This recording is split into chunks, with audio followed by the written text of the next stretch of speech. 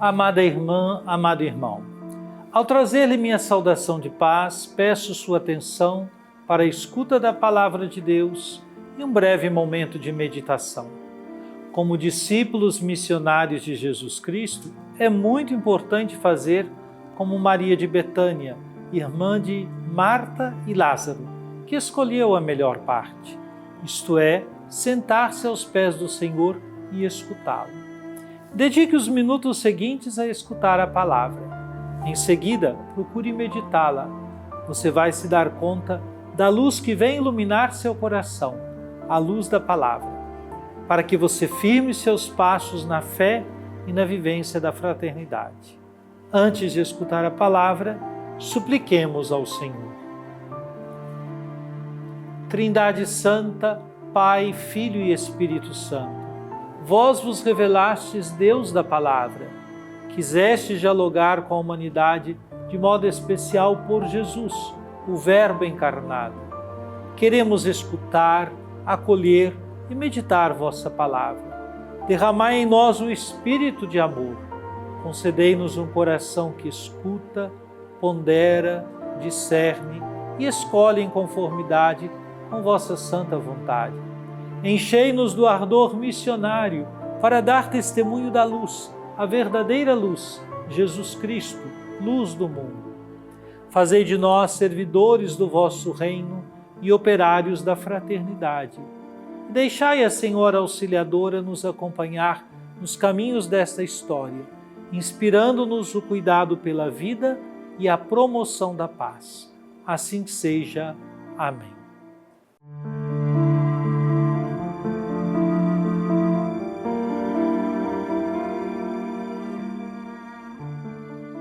Naqueles dias, logo que foram postos em liberdade, Pedro e João voltaram para junto dos irmãos e contaram tudo o que os sumos sacerdotes e os anciãos haviam dito. Ao ouvirem o relato, todos eles elevaram a voz a Deus, dizendo: Senhor, tu criastes o céu, a terra, o mar e tudo o que neles existe.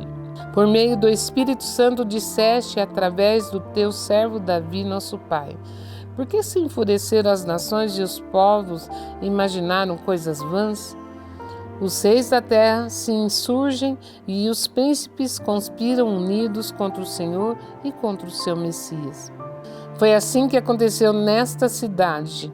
Herodes e Pôncio Pilatos uniram-se com os pagãos e os povos de Israel contra Jesus, teu santo servo, a quem ungistes, a fim de executarem tudo o que a tua mão e a tua vontade haviam predeterminado que sucedesse.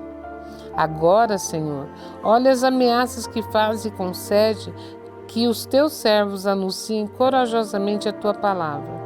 Estende a mão para que se realizem curas, sinais e prodígios por meio do nome do teu santo servo Jesus. Quando terminaram a oração, tremeu o lugar onde estavam reunidos. Todos então ficaram cheios do Espírito Santo e anunciavam corajosamente a palavra de Deus.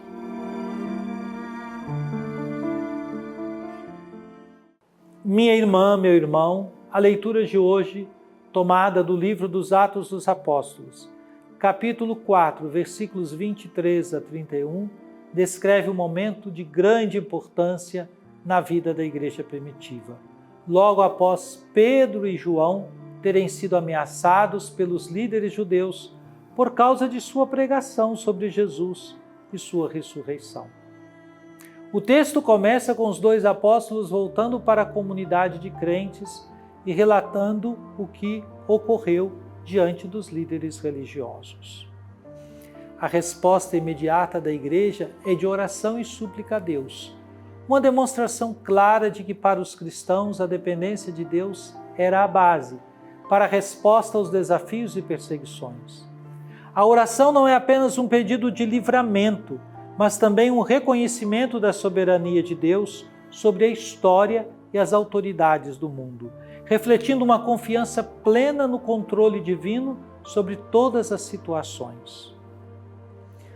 No versículo 25, a oração remete às Escrituras, especificamente ao Salmo 2, onde se expressa a oposição das nações e dos governantes contra o Messias e seus seguidores. A citação de um texto tão significativo e que fala da oposição ao projeto de Deus revela a compreensão dos cristãos de que a resistência contra a mensagem de Cristo era esperada e parte do cumprimento das profecias. Eles reconhecem que a perseguição contra Jesus, seguida da perseguição contra seus discípulos, não é algo inesperado, mas parte do plano de Deus para a salvação. Nos versículos 27 e 28, a oração reforça essa ideia, afirmando que os líderes judeus e romanos se uniram para agir contra Jesus, mas que suas ações estavam, na verdade, cumprindo o plano de Deus. Isso revela uma visão teológica profunda, onde, mesmo na oposição, a soberania de Deus continua a ser evidente. A Igreja reconhece que não importa o que as autoridades façam, o plano divino prevalecerá e mesmo a perseguição é usada para cumprir a vontade de Deus. Em seguida, a oração pede que Deus olhe para a ameaça dos líderes e conceda aos apóstolos coragem para continuar a pregação. Não é uma oração pedindo que a perseguição cesse, mas sim um pedido para que, apesar dela, a Igreja seja fortalecida na missão e mantenha sua fidelidade ao chamado divino. A coragem de continuar proclamando o Evangelho em tempos de oposição é vista como um ato de obediência a Deus. O versículo 31 relata uma manifestação poderosa da presença de Deus. Todos ficaram cheios do Espírito Santo e falavam a palavra de Deus com intrepidez. Esse versículo é crucial, pois mostra que o Espírito Santo capacita a Igreja a continuar sua missão, mesmo diante das adversidades. A intrepidez dada pelo Espírito permite que a comunidade cristã fale a palavra de Deus sem medo, e essa coragem é um dos principais frutos da ação do Espírito Santo na vida dos crentes. Esse trecho de Atos nos ensina que a resposta cristã à perseguição não deve ser de medo ou de fuga, mas de confiança na soberania de Deus, oração e perseverança na missão. A Igreja primitiva, ao enfrentar a oposição, buscava força no Espírito Santo e na certeza de que o plano de Deus se cumpriria independentemente dos obstáculos. Para a Igreja de hoje, essa passagem nos desafia a depender do Espírito para anunciar o Evangelho com coragem, mesmo quando enfrentamos dificuldades e resistência. Como cristãos, somos chamados a ser fiéis ao chamado divino, buscando a presença de Deus e sua capacitação para cumprir sua missão no mundo.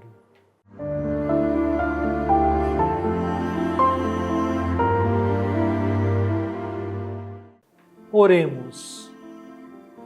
Ó Divino Pai Eterno, tendo ouvido e meditado a palavra sagrada, concedei-nos dar testemunho da luz do vosso Filho amado, Jesus Cristo, nosso Senhor. Ele que vive e reina convosco na unidade do Espírito Santo. Amém. Venha sobre você, minha irmã, sobre você, meu irmão, sobre sua família e sua comunidade, a bênção de Deus, Pai, Filho e Espírito Santo. Amém.